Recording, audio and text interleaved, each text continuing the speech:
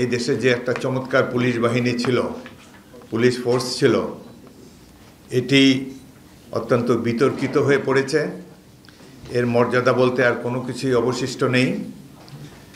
তাদের গুম খুন, বিভিন্ন হত্যাকাণ্ড, দুর্নীতি ইত্যাদির ফলে বাংলাদেশে মানুষ স্তম্ভিত হয়ে পড়েছে। এই পরিস্থিতিতে জুলাই আগস্ট গণ অভ্যুত্থানের পর একটি অন্তর্বর্তীকালীন সরকার রাষ্ট্র ক্ষমতায় অধিষ্ঠিত হয়েছে জনগণের সম্মতি নিয়েই।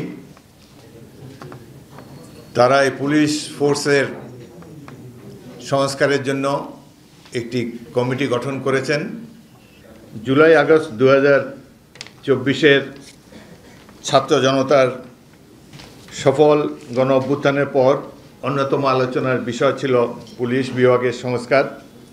পেশাদারিত্বের বাইরে গিয়ে পুলিশ ক্রমাগত মারমুখী আচরণ এবং ক্ষেত্র বিশেষে অস্বাভাবিক হিংস্র কর্মকাণ্ড সার্ভিস হিসাবে পুলিশের মর্যাদাকে প্রায় শূন্যের কোঠায় ঠেলে দিয়েছেন। আন্দোলন দমনের নামে অতি অল্প সময়ের মধ্যেই সহস্রাধিক মানুষের নির্মম হত্যাকাণ্ড দেশবাসীকে স্তব্ধ করে দিয়েছে।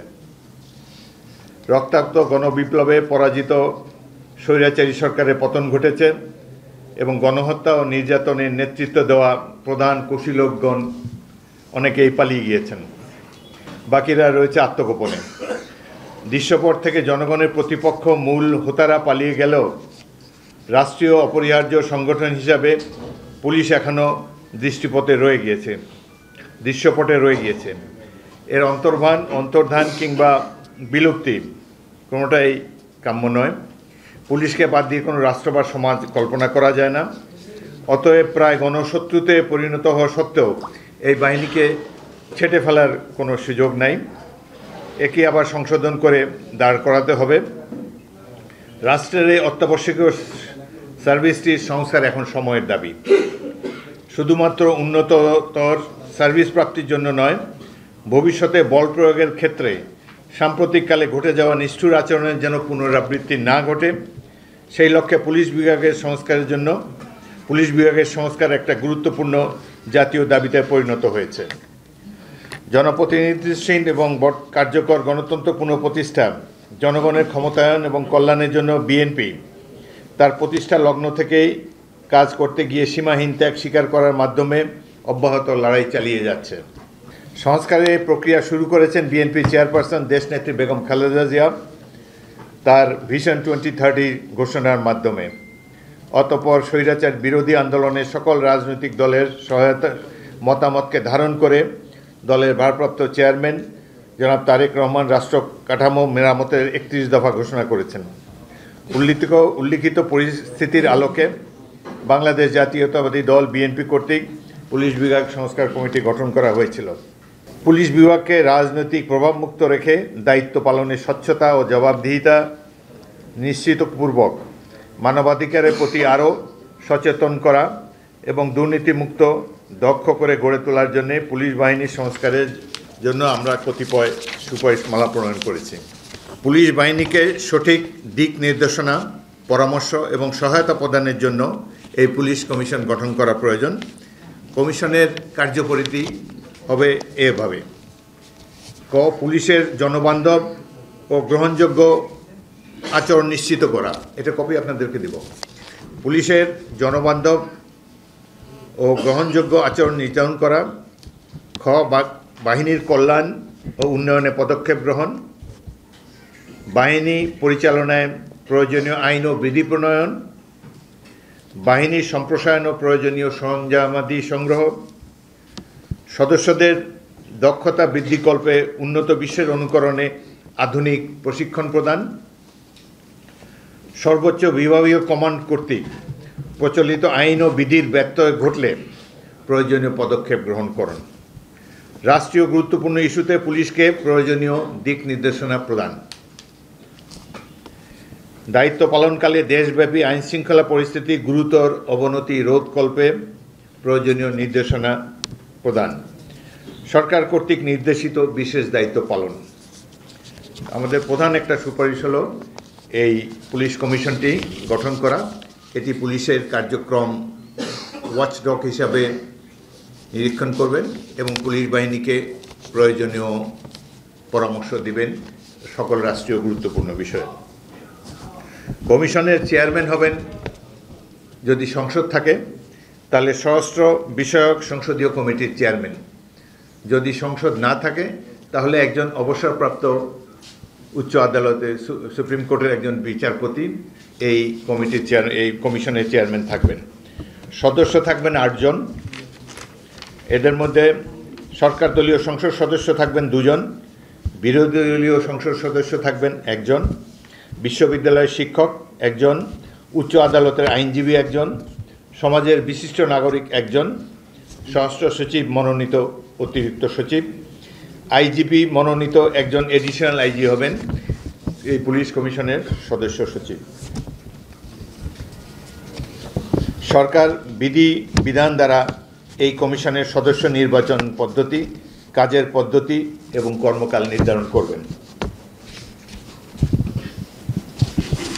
আমাদের এই সুপারিশের একটা বিশেষ সেলিয়েন্ট ফিচার হলো স্থানীয় পর্যায়ে পুলিশকে অপরাধ দমনে সহায়তা প্রদানের জন্য জনসাধারণ পুলিশ সম্পর্ক উন্নয়নে এবং সংশ্লিষ্ট এলাকার আইন শৃঙ্খলা রক্ষার পরামর্শ প্রদানের জন্য প্রত্যেক উপজেলায় থানায় একটি নাগরিক কমিটি গঠন করা হবে।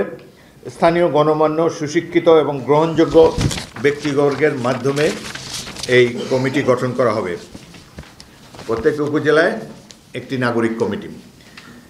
এই কমিটির সভাপতি হবেন একজন স্থানীয় বিশিষ্ট ব্যক্তি, সদস্য সচিব হবেন সংশ্লিষ্ট থানার ভারপ্রাপ্ত কর্মকর্তা। এখানে সদস্য থাকবেন আরও 2 জন ইউনিয়ন পরিষদ সদস্য, 1 জন শিক্ষক, 1 জন ব্যবসায়ী, 1 জন পেশ ইমাম এবং সংসদে প্রতিনিধিত্বকারী রাজনৈতিক দলের স্থানীয় 1 জন প্রতিনিধি কমিটির সদস্য থাকবেন। সংশ্লিষ্ট নির্বাচনী এলাকার সংসদ সদস্য স্থানীয় উপজেলার চেয়ারম্যানের সাথে পরামর্শ করে 2 বছর সময়কালের জন্য এই নাগরিক কমিটি গঠন করবেন। সাম্প্রতিককালের একটা আলোচ্য বিষয় জাতীয় এবং আন্তর্জাতিকভাবে র্যাপিড অ্যাকশন ব্যাটালিয়ন। এই র্যাপিড অ্যাকশন ব্যাটালিয়ন অসংখ্য হত্যাকাণ্ডের সাথে জড়িত। মানবাধিকার লঙ্ঘনের কারণে ইতিমধ্যে আমেরিকা যুক্তরাষ্ট্র কর্তৃক তাদেরকে উপর নিষেধাজ্ঞা জারি করা হয়েছে। জাতিসংঘেরও মানবাধিকার বিষয়ক যে কমিটি, তারাও র্যাবের কর্মকাণ্ডের প্রতি বিরূপ মনোভাব পোষণ করে। এ সমস্ত কর্মকাণ্ড বিচারণ করে এই কমিটি র্যাবকে বিলুপ্ত করার জন্য সুপারিশ করেছে।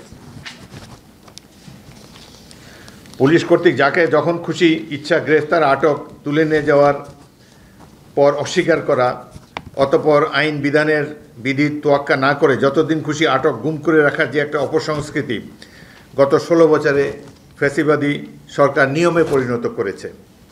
ক্ষমতার অপব্যবহার রোধ, দায়ীদের শাস্তি ও ক্ষেত্র বিষয়ে পুরস্কার প্রদানের নিমিত্তে পুলিশের গ্রেফতার তথ্য বিষয়ক একটি ফর্ম তৈরি করতে হবে। প্রত্যেক গ্রেফতারকৃত ব্যক্তির জন্য একটি করে ফর্ম পূরণ করতে হবে। সেখানে সংশ্লিষ্ট গ্রেফতারকারী কর্মকর্তা এবং ভারপ্রাপ্ত কর্মকর্তা এবং ইউনিট প্রধান স্বাক্ষর করবেন সেই ফর্মের একটি কপি গ্রেফতারকৃত ব্যক্তিকেও প্রদান করতে হবে। এর মাধ্যমে প্রতিটি গ্রেফতারের স্বচ্ছতা থাকবে এবং প্রয়োজনীয় দায়ী কর্মকর্তাদেরকে জবাবদিহির আওতায় আনা যাবে। এই স্বচ্ছতা ও জবাবদিহিতা নিশ্চিতকল্পে সুপ্রিম কোর্টের নির্দেশনা 69 DLR 2017 কঠোরভাবে অনুসরণ করতে হবে। ব্যত্যয়ে সংশ্লিষ্ট পুলিশ কর্মকর্তা ও কর্মচারী ফৌজদারি অপরাধী বলে গণ্য হবেন।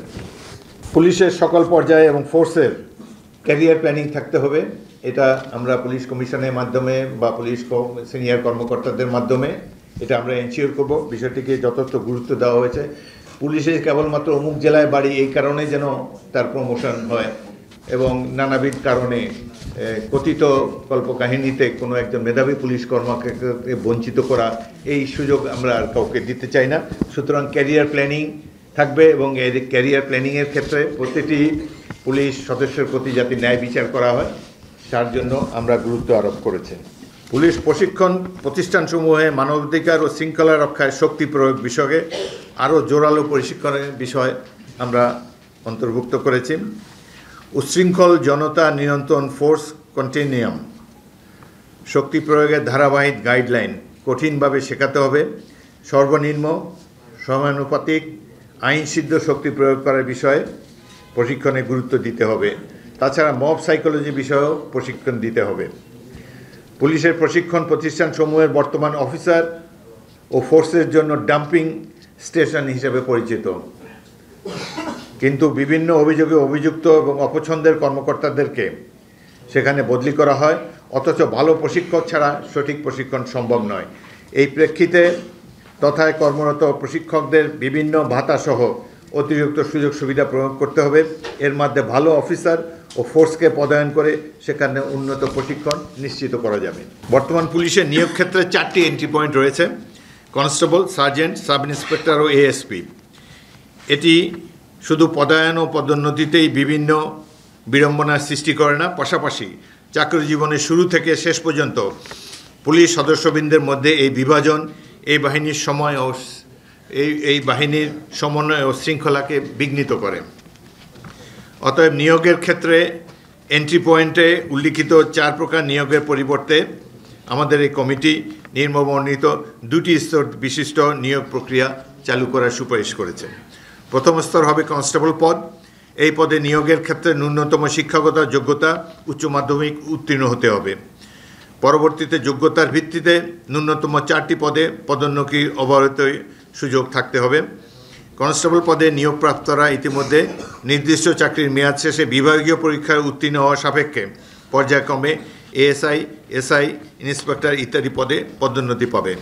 ক্যাডার ভিত্তিক পদসমূহে নিয়োগে বর্তমান বলবৎ সরাসরি 67%, পদোন্নতির মাধ্যমে 33%। এই নিয়মেই পূরণ করতে হবে। এর ফলে অফিসার ও ফোর্সের মধ্যে দূরত্ব কমবে এবং বাহিনীর শৃঙ্খলা এবং কমান্ড শক্তিশালী হবে। পাশাপাশি প্রতিযোগিতা বৃদ্ধির ফলে মেধার বিকাশ ঘটবে এবং পেশাদারিত্ব বৃদ্ধি পাবে। দ্বিতীয় স্তর হবে পুলিশের সহকারী সুপার অর্থাৎ এএসপি পদে। বিসিএস পরীক্ষার মাধ্যমে এই পদ পূরণ করা হবে। পুলিশের বিভিন্ন বাহিনী ওভারওয়ার্কড, আইএলও কনভেনশন অনুযায়ী 8 ঘন্টা দিন এবং 40 ঘন্টা সপ্তাহ নির্ধারণ করে সপ্তাহে পূর্ণ একদিন ছুটি ভোগের সুযোগ তাদেরকে দিতে হবে। তবে রাষ্ট্রীয় বা জরুরি প্রয়োজনে এবং অতিরিক্ত সময়ে দায়িত্ব পালন করতে হলে আন্তর্জাতিক ও সার্বজনিক বিধি অনুসারে তাদেরকে অতিরিক্ত ভাতা প্রদান করতে হবে। পুলিশের উচ্চ পর্যায়ের কর্মকর্তাদের দুর্নীতি রোধকল্পে পুলিশ সদর দফতরে কেন্দ্রীভূত আর্থিক ক্ষমতাকে মাঠ পর্যায়ে বিকেন্দ্রীকরণ করতে হবে। ক্রয় সংক্রান্ত যে ক্ষমতা সদর দফতরের আওতায় নিয়ে আসা হয়েছিল সেটি মাঠ পর্যায়ের কর্মকর্তাদের কাছে পূর্বের মতোই ফিরিয়ে দিতে হবে। এতে দুর্নীতি পুলিশ বিভাগে অনেকাংশে কমে যাবে বলে আমরা মনে করি। প্রতি বছর পুলিশ কর্মকর্তাদের সম্পদের হিসাব দাখিল করার নিয়োগ কার্যকর করতে হবে। আমাদের আরেকটি, ইতিমধ্যে আপনারা লক্ষ্য করেছেন যে আমরা পুলিশ কমিশন এবং প্রত্যেকটি উপজেলায় একটি নাগরিক কমিটি গঠন করেছি, যাতে পুলিশের কার্যক্রম স্বচ্ছ এবং দুর্নীতিমুক্ত থাকে। আমাদের আরেকটি গুরুত্বপূর্ণ সুপারিশ হলো কমিউনিটি পুলিশিং। কমিউনিটি কর্তৃক পরিচালিত পুলিশ ব্যবস্থাকেই বলা হয় কমিউনিটি পুলিশিং। এর উদ্দেশ্য হলো জনগণের সাথে অংশীদারিত্বের ভিত্তিতে অপরাধ দমন, আইন শৃঙ্খলা রক্ষা, সামাজিক ও সমস্যাদি এবং সমাধানে ঐক্যবদ্ধভাবে কাজ করা। কমিউনিটি পুলিশিংয়ের মাধ্যমে সমাজে বিভিন্ন অপরাধ প্রবণতা এবং সামাজিক অস্থিরতা কমবে, পুলিশ এবং জনসাধারণের মধ্যে দূরত্ব হ্রাস পাবে, জনসচেতনতা বৃদ্ধি করবে এবং আইনের শাসন জোরালো হবে। এই উদ্দেশ্যে গ্রামাঞ্চলে প্রত্যেকটি ইউনিয়নে কমিউনিটি পুলিশিং থাকবে। একজন অবসরপ্রাপ্ত সাব ইন্সপেক্টরের নিচে নয়, একজন অবসরপ্রাপ্ত পুলিশ কর্মকর্তা এর দায়িত্বে থাকবেন। সংশ্লিষ্ট এলাকায় তার একটি অস্থায়ী দপ্তর থাকবে। উক্ত অফিসার নিয়মিতভাবে এলাকায় গণপ্রতিনিধি, গুরুত্বপূর্ণ ব্যক্তি, শিক্ষা প্রতিষ্ঠানের প্রধান, ইমাম, সংখ্যালঘু সম্প্রদায়ের নেতৃস্থানীয় ব্যক্তি, মহিলা সমাজ, কৃষক, ব্যবসায়ী প্রতিনিধি সমন্বয়ে গঠিত কমিটির সাথে নিয়মিত বৈঠক করবেন। সকলের অংশগ্রহণে প্রাপ্ত সহযোগিতা ও পরামর্শ নিয়ে কমিউনিটি পুলিশ অফিসার সংশ্লিষ্ট এলাকায় অপরাধ দমন ও নিবারণে দৃশ্যমান ব্যবস্থা গ্রহণ করবেন। এছাড়াও এলাকার জমি সীমানা, সম্পদ মালিকানা, মানহানি ও অন্যবিধ কারণে অধিবাসীদের মধ্যে মতবিরোধ, গৃহবিবাদ, শিশু ও নারী নির্যাতন, মাদক গ্রহণ, জুয়া খেলা, সুদ ব্যবসা, গ্যাং কালচার, সাম্প্রদায়িক উস্কানি ইত্যাদি আলোচনা করে সমাধানের চেষ্টা করবেন। প্রয়োজনীয় ক্ষেত্রে আইনি পরামর্শ ও সহযোগিতা প্রদান করবেন। প্রতিকূল পরিস্থিতিতে পুলিশ ও জনগণ মিলে নিরাপত্তা পেট্রোলিংয়ের ব্যবস্থা করবেন।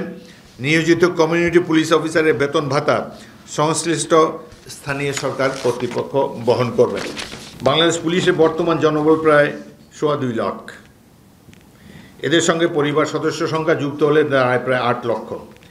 কিন্তু এদের চিকিৎসা সেবা প্রদানের দায়িত্ব প্রতিটি বিভাগ বা জেলায় অবস্থিত পুলিশ হাসপাতালের। বর্তমানে এই সেবা অপ্রতুল বিধায় প্রতিটি জেলা শহরে প্রয়োজনীয় সরঞ্জামাদি ও জনবল সহ পূর্ণাঙ্গ হাসপাতাল স্থাপনের জন্য আমরা সুপারিশ করেছি। কেন্দ্রীয় পুলিশ হাসপাতাল রাজারবাগ ছাড়া অন্য কোনো বিভাগীয় বা জেলা হাসপাতালে কোথাও প্রয়োজনীয় চিকিৎসক, টেকনিশিয়ান বা সরঞ্জামাদি নেই। কর্তব্যরত পুলিশ কর্মকর্তা কর্মচারী তাদের সন্তান সন্ততিদের চিকিৎসা সেবা প্রদানকল্পে রাজধানী ঢাকায় কেন্দ্রীয় পুলিশ হাসপাতালে অনুরূপ প্রতিটি বিভাগীয় এবং মেট্রোপলিটন শহরে পুলিশ হাসপাতাল পরিচালনা করা যেতে পারে। এই লক্ষ্যে প্রয়োজনীয় ডাক্তার, টেকনিশিয়ান ও যন্ত্রপাতি সন্নিবেশের প্রয়োজন রয়েছে।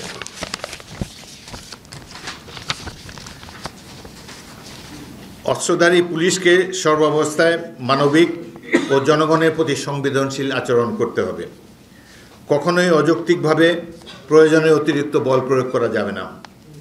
স্বপ্রণোদিত হয়ে নিজে কিংবা ঊর্ধ্বতন অফিসারের অবৈধ আবেশক্রমে কেউ যদি নিরীহ নিরপরাধ ব্যক্তির উপর প্রয়োজনের অতিরিক্ত বল প্রয়োগ করেন, এর মাধ্যমে হত্যাকাণ্ড ঘটায় বা নিপীড়ন নির্যাতন চালায়, তবে সেই দায়ী পুলিশ সদস্যের বিরুদ্ধে প্রচলিত আইন ও বিধি অনুসরণে কঠোর শাস্তি প্রদান নিশ্চিত করতে হবে। আমাদের মূল লক্ষ্য হল পুলিশ বাহিনী বর্তমানে যে অবস্থায় আছে এ সম্পর্কে আমরা সবাই জানি। 5ই আগস্টের পর 488 জন পুলিশ কর্মকর্তা ক্যান্টনমেন্টে সেনা কর্তৃপক্ষের আশ্রয় গ্রহণ করেছিল। এই 488 জনের প্রত্যেকেই অপরাধী, দুর্নীতিবাজ কিংবা গুম খুনের সাথে জড়িত। এই কারণেই তারা সেখানে আশ্রয় গ্রহণ করেছেন। এদেরকে আশ্রয় দেওয়াটি সামরিক বাহিনীর পক্ষে সঠিক কাজ হয়েছে বলে আমি মনে করি না। তবে পুলিশ বাহিনীর দুর্বৃত্তায়ন যে কত ব্যাপক এতেই প্রমাণিত হয়েছে। বাংলাদেশের বিভিন্ন অঞ্চলে বহু মানুষ গুম হয়েছে, নিহত হয়েছে। আমাদের দল বিএনপির উপরে যে অজনিত মিথ্যা মামলা দিয়ে সবাইকে হয়রানি করা হয়েছে, এক কথায় বাংলাদেশকে বিগত পতিত সরকারের আমলে একটি পুলিশ স্টেটে পরিণত করা হয়েছে এবং পুলিশ স্টেটের আওতার থেকে বের করে এই পুলিশ বাহিনী যাতে জনগণের প্রতি সংবেদনশীল হয়, জনগণকে মান্য করে, তাদের মগজে যেন এই ধারণাটি প্রতীত হয় যে দেশের মালিক জনগণ, তারা জনগণের প্রভু নয় বরং সেবক। এই ধারণাটি তাদের মধ্যে প্রবিষ্ট করার জন্য আমরা নানা ধরনের সুপারিশ করেছি, যার একটি হলো এদের নিয়ন্ত্রণ করার জন্যে পুলিশ কমিশন থাকবে এবং উপজেলা পর্যায়ে নাগরিক কমিটি থাকবে।